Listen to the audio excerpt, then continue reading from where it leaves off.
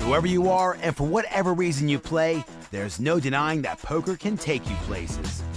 But while we might not be quite ready for Vegas yet, while we might not be prepared to stare Negrano down with nothing more than middle pair, we are making progress. After 2 levels and 12 shows, we should have just about covered everything you wanted to know about poker, but we're afraid to ask. Catchy title. You see, poker is a simple game. It can be broken down into some basic concepts. We have armed you with the knowledge, now what you gonna do with it? The best insert themselves into these equations and exploit them to the max with spectacular results. What makes the best the best? What got them the fame and success? What's their secret? Today, we review what we've learned so far and examine the secret ingredients to poker success.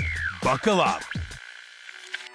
There's no right or wrong way to play poker. There's not one method that will guarantee success, but there are ways and means for you to maximize your chances of winning. There are good habits and bad habits. There are situations to avoid and situations to seek. And there are those who have the knowledge to exploit them. We're going to teach you how to master the game, from the basics to the advanced.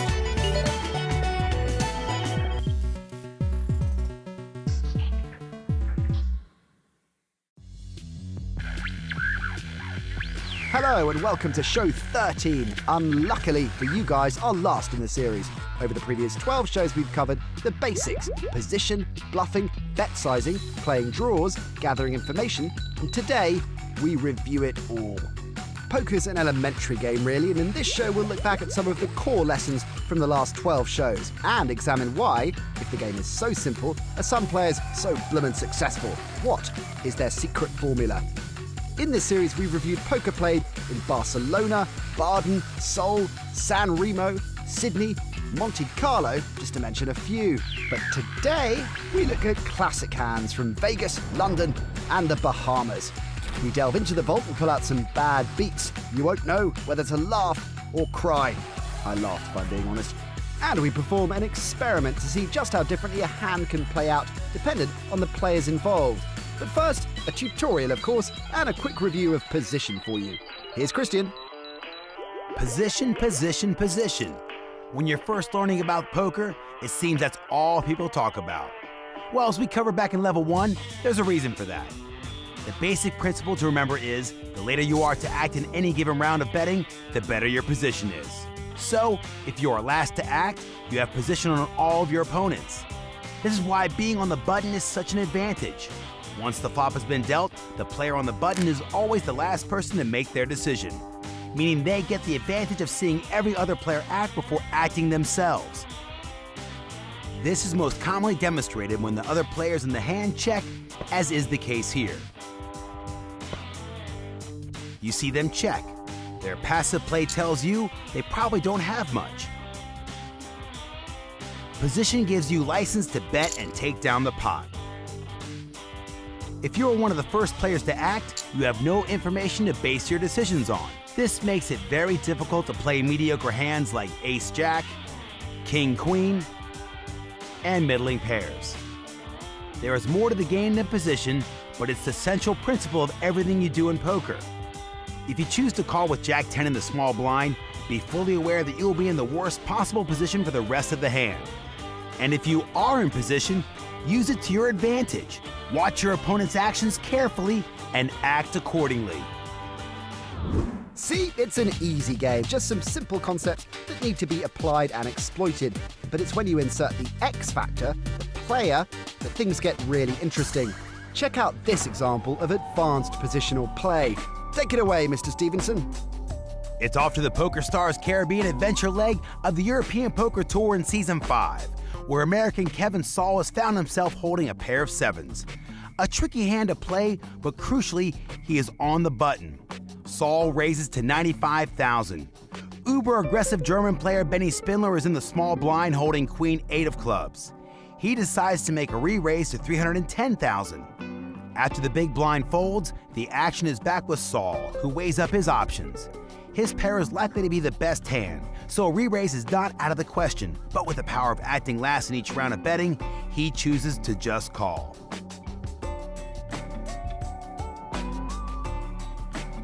flop is 10, 10, 2. Spindler checks, and now Kevin Saul chooses to control the size of the pot by also checking. After a king is dealt on the turn, Spindler bets. Saul has the advantage of watching him act first, gaining information from Spindler's body language and bet size. Based on this, Saul is able to make the call. The river card is an ace. Spindler bets again. Representing a much stronger hand than Saul, but with the advantage of position and again being able to study his opponent's actions before making his decision, Saul was confident enough to make a very tough but correct call. Let's look at that again. When the flop was dealt and both players checked, Saul will have been confident he had the best hand, as the 10 was the only card higher than a 7, and it was unlikely that Spindler was holding one. After the king was dealt on the turn, Spindler made a bet, and the decision for Saul became a lot harder. Now, with another card higher than a 7 on the board, it is less likely that Saul still had the best hand. This is when Saul must study his opponent's actions, the body language and bet which his opponent makes before making the call. The river card is an ace, a terrible card for Saul, as it adds yet another high card, which may have given Spindler a bigger pair. Spindler makes a big bet, but with the advantage of watching Spindler act first, Saul is again able to work out that his pair of 7s is still the best hand and makes the call that wins him the pot. This is in fact a very impressive call, which will be tough for any beginner to make. The same call out of position would be almost impossible. I'd snap call that anytime. Now, if you want to watch the show again or recap previous episodes, then go to everythingpoker.com. To recap our betting tutorials, visit shows 7 and 8, or watch this. At the start of the second level, there were 2 shows focused on betting. We outlined the 4 main reasons to bet, and they were to gain value, to protect your hand, to gain information, and to bluff. To gain value means to basically extract as many chips as possible when you have the best hand. Protecting your hand means betting to prevent your opponent from completing draws or hitting over cards, which may give them the superior hand. You can bet just to gain information. The way your opponents react will give you a good idea of what they may be holding. The final reason to bet is to bluff. If you know you don't have the best hand, the only way to win the pot is to make your opponent fold. If you don't have a clear reason for betting, don't do it. In Show 8, we covered bet sizing. It's crucial to your success that you get this right. Once you have decided what the purpose of a bet is, you need to decide the right amount to bet. If it's a value bet, you need to work out how much your opponent is likely to call. If protecting your hand, make sure the bet isn't too small, therefore allowing opponents to see further cards cheaply. If you're bluffing, the ideal bet will be enough to force a fold, but without risking too much. And for gathering information, you should make your bet substantial enough to give you the answers you are looking for. Of course, sometimes folding is the best option. Could bet sizing be the single most important factor in what separates the best from the rest? A well-sized bet can maximize your winnings, or indeed minimize your losses. It can even win you hands you would have otherwise lost. Remember show 8 when we showed you the hand where Negreanu brilliantly pushed Angel Shlomi off a pair of kings with nothing more than third pair? Don't remember? Well, here's a brief recap of what happened. Shlomi raised with kings, Bonyardi called with 6s, Daniel holding 9-10 of diamonds also made the call. The flop gave Daniel top pair, and Shlomi bet, Bonyardi folded the 6s, and Negreanu called. After a queen on the turn, it was the same again. Shlomi bet and Negreanu called. Following the 8 on the river, Shlomi bet out a timid 3,000. Negreanu saw weakness and raised, forcing the fold from Shlomi. Got that? A first-class bluff, but not many people would have played the hand that way. Here, we'll show you. Of course, there is no right or wrong way to play a hand of poker. One man's meat is another man's poison. One man's pre-flop raise from the cutoff with ace rag is another man's immediate fold. To show you how differently we all play, we set up an experiment. The experiment was thus. We gave 2 pros the same decisions to make as the people in an EPT hand and saw if they played it any differently. We know how Shlomi played the kings and how Daniel played the 9-10 of diamonds. But how would Raymond Wu play the 9-10 of diamonds? And how would, yes, Daniel play the kings? No, we haven't told him it's the hand he featured in, and none of these guys know the opponent's cards. Okay? Got it? In the original hand, Shlomi raises to 4-7-5 with the pocket kings. What would Daniel have done? Hello, everybody. Had he been holding the kings? If we're playing 300 big blinds deep, I'm actually going to make a larger raise than normal, and I'd make it 300. Okay, back at the EPT. Shlomi makes it 4-7-5 with the kings, and long-lost twin Faza Banyadi calls with pocket sixes. Action is on the button, who has 9-10 of diamonds. So what would Raymond Wu do? Since an early stage, we want to see a lot of hands pre-flop to try to flop big. So 10 of diamonds and 9 of diamonds would be a perfect hand to do so. So calling here would be my best option. The flop is low and Shlomi bets 1,400.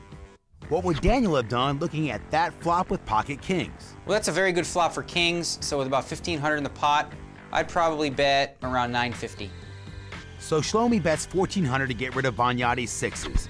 What of Raymond's reaction to the Shlomi bet? Under the guns player is most likely holds a big pair, but given that we're in position, I think calling here is my best option. The turn brings a queen. Daniel? My plan would be to bet and fold to a raise, but definitely bet to protect my hand. So Daniel would bet to protect his hand, and sure enough, Shlomi actually bet 2,125. Interesting. And now the decision is on Raymond. What would he do with his hand facing the Shlomi bet? If I was on my A game, I would probably find a fold here, given that I think very likely chance he bets the river again, and I don't want to put myself in a spot where I have to call around 4,000 on the river with just a pair of tens. Well, Daniel isn't your average player, and he calls Shlomi's turn bet with a view to outplaying him on the river. Risky, but fun to watch. The river brings the 8 of clubs, and Shlomi bets 3,000, and it's about now that Studio Daniel smells a rat. It's funny that I'm doing this because I was the other guy. As we saw earlier, the player on the button, yes, Daniel, then turns his hand into a bluff on the river, raises to 9,800, and even announces Shlomi's hand. I'm thinking aces or kings. Good read. But if Daniel were in Shlomi's position, what would he do facing that re-raise? I would probably, if I had the kings and got raised, just bow to the other player because he sounds like he's an amazing player. Just goes to show a hand will rarely play the same twice. To prove it, we also replicated the hand in a West London boozer with 8 willing participants. Jim, Steve, Joe, Jamie, Gareth, Ted, Morgan, Sarah, and Di. Same card, same chips, same flop, same everything, and studied the results. So how did it play? The answer, differently. Ted, holding the kings, made a very conservative call pre-flop and let 4 other players in to see the flop. Post-flop, Di, holding the sixes of Banyadi, played aggressively. Joe called with the 9-10, the small and big blind folded, and Ted, being too passive again, just called himself. After the turn and river, Di bet his pocket sixes again. Joe called with the 9-10, and Ted folded. Yes, folded the kings. We told you people played it differently. In the end, Joe won with the 9-10, so same player won. Just in a very different fashion. The conclusion, it's not what you've got, it's what you do with it that counts. Time for a break now, but first a question. It's simple. What happened next in this hand from the UK and Ireland Poker Tour? German player Martin Muslow is all in with a pair of aces. And Irish player David O'Connor is dominated with a capital D, holding ace-king. The flop comes jack 6-9, and O'Connor needs some help. That's an understatement. I thought I was in trouble when I forgot my anniversary. Sorry, darling. This guy needs a miracle. We'll see what happens after the break.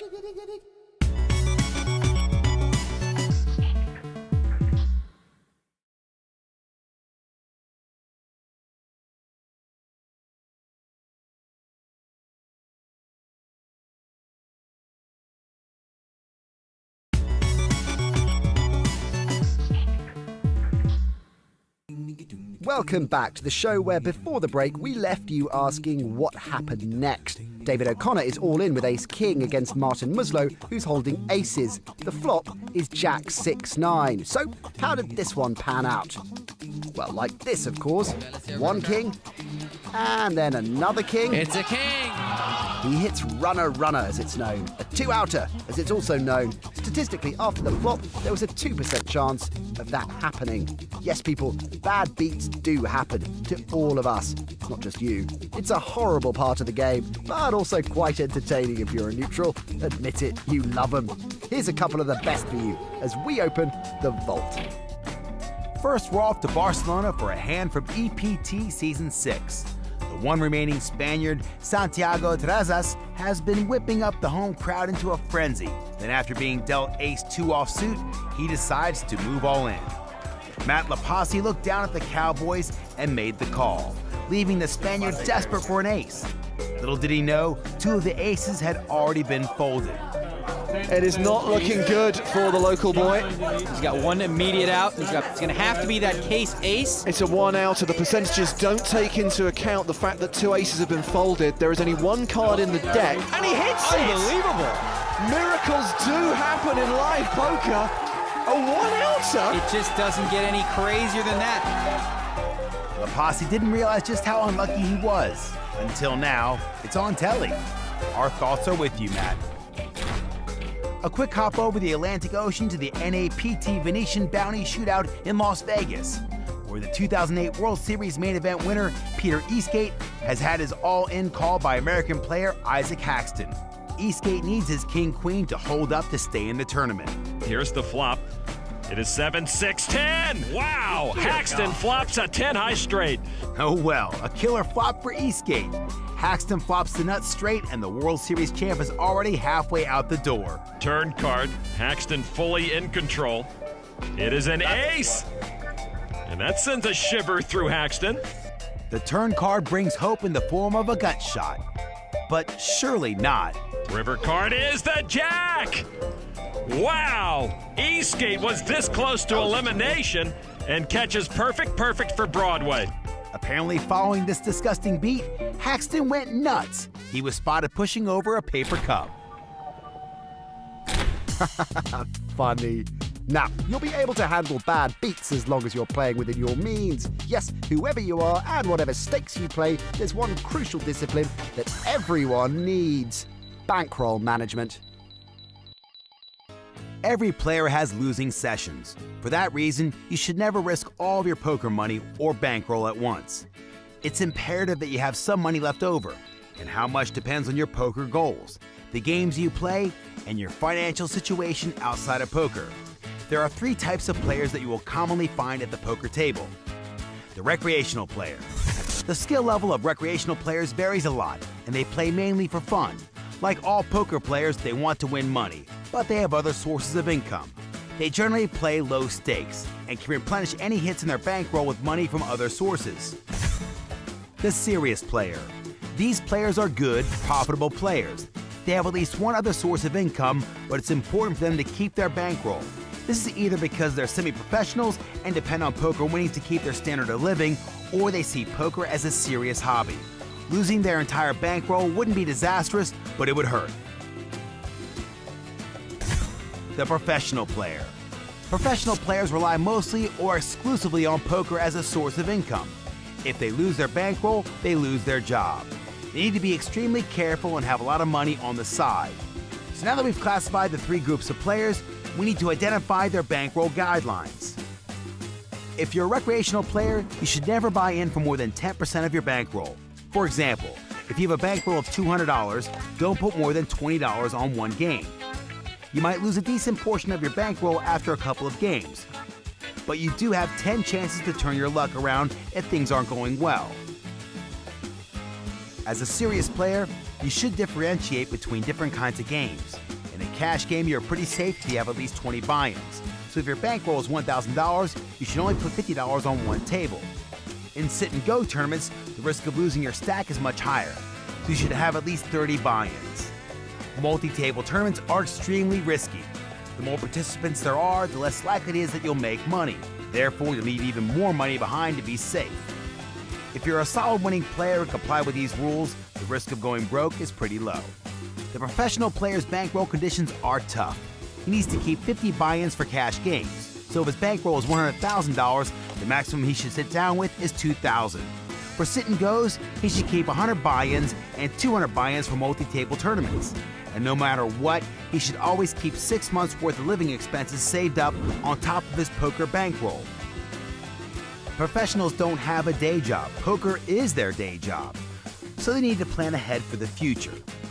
Sticking to these rules is playing it smart. So look after your pennies to increase your bankroll, and one day you might mix it with the best. But what happens when two poker Goliaths go head to head? The next hand taken from the big game shows just that, and is a lesson in positional play, bet sizing and gathering information. Watch and learn, people.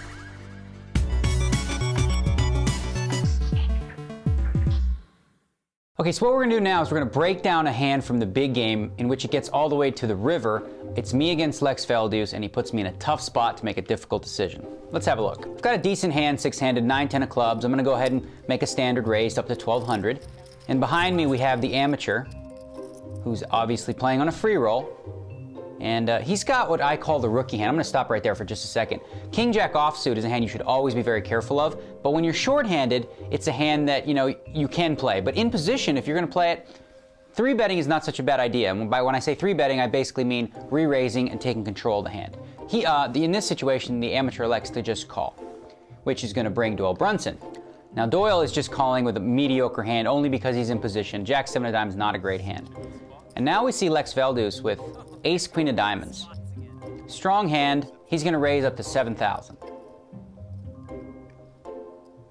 Now, the key decision for me here is the fact that we're deep enough. We have a lot of chips in front of us. If I only had 40 or 50,000 in front of me, I would fold this for sure. But since we have over 200,000, that gives me the right odds to call and try to catch something really good, even if Lex had something as strong as pocket aces. Whatever he has, I don't really care as much because I have position and I have a fun hand that can hit a lot of flops. So I elect to call, which should be an alarm signal for our loose cannon, who definitely has to throw a hand like King Jack, does very poorly in this situation. And Doyle, Jack 7 of diamonds, not quite good enough to call a raise. So it's gonna be just the two of us, heads up to a flop. Me having position. A little over 17,000 in the pot. Well, that's a decent flop for me. I've got top pair. I'm gonna stop right there for just a second. It's a decent flop, but it's also one that can cause me a lot of problems. If Lex does have aces, kings, queens, or jacks, I'm in really big trouble. The only way I could beat him is to catch another 10. The 9 won't help me anymore because there's 2 4s out there. So even if I were to make 10s and 9s, I'm gonna lose to Lex's aces and 4s or kings and 4s. I expect Lex to bet here almost every time. He's a very aggressive player and he bets 11,500. So I don't really know yet what that means. I mean, he could have ace king, ace queen, or he could have a big pair. Totally unsure. Safest play here is just to call, and that's what I'm gonna do. See what develops on the turn. The turn. Well, now that's an interesting card for me. I'm gonna stop it right there for just a second. See, now I've picked up a flush draw. I've got my pair of 10s and clubs. So even if Lex does have an overpair, I can still call here profitably to try and catch that club. Let's see if Lex bets. Well, Lex has decided to check. So now I think in this spot, I'm gonna elect to play more cautiously, check behind, figuring he doesn't have that many outs when I'm ahead. And if he's ahead of me, I'm just getting myself a free card. Well, the river helps me just a little bit. I've got 10s and 9s now, but all that changes is the fact that now if Lex had a hand like ace 10, I could beat that. But realistically, if he's got the aces, kings, queens, or jacks, I'm still dead. There's 40,000 in the pot. Lex is taking his time. I'm all in. And he moves all in for 85,000. Now, Lex is a very good friend of mine. So sometimes when you play poker with someone you know very well, it becomes a, you know that I know that you know that I know that you like to make that move. And I know that in these spots, we've talked about it, Lex likes to do that with the nuts. So I definitely think he could have aces or kings, but I'm thinking maybe he's what we call leveling me. Just going to that next level. So I think about it for quite a while here. At this point, one of the other aspects of poker is you try to get a physical read off your opponent. When all else fails, all you've got is you look at the guy and you think, well, does he have it or not? You wouldn't do that with ace 10, would you? And this situation really comes down to that. Is he bluffing or not? I like Lex too. Give him money. Trying to see if I can get any sort of a read off Lex, you know, whether he smiles, whether he nods, whether he wants to engage in banter. But ultimately, I make the call here, and Lex shows me the ace high, and I pick up a pot, and Lex does not look happy about it, as you can see.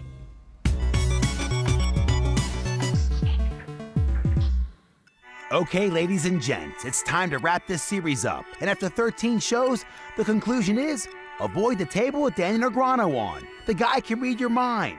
But his Humberto Brandes impression does need work. Pero king for the king char! If you've been paying attention and taken on board the words of wisdom of some of the game's top talents, then there's no reason why. With plenty of practice mind, you shouldn't be taking on the big guns one day. Just don't forget the importance of bankroll management. It's the key to any player's long-term success. To put all you've learnt this series into good use, go to pokerstars.com. Well, it's been a riot, guys, and if you use all the advice and guidance we've bestowed upon you, the good results shouldn't be far away. I promise. And if you want to watch this show again or recap any of the previous episodes, then go to everythingpoker.com. Because that's the end of this poker journey, folks. We hope you've enjoyed the ride. We'll see you at the tables. Laters, babes and dudes. Say goodbye, Nat. Cheerio.